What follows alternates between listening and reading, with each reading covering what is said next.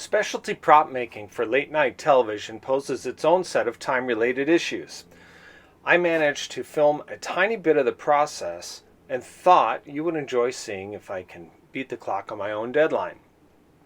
I'm sure you're familiar with what a hobbit is. Well, this is a special gift that I created while working on the show Jimmy Kimmel Live. And I'll post a link below and you can check it out. Boo!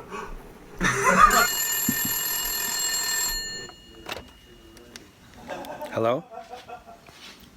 Yep. I have 4 hours to make what? I'm on it.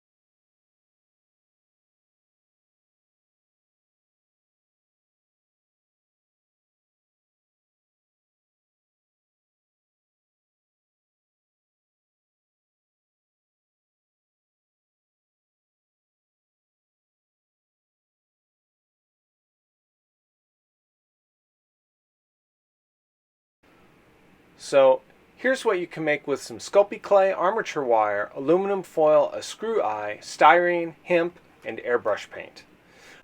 So if you want to make your own Lucky Hobbit's foot, I've put a link to get the materials below.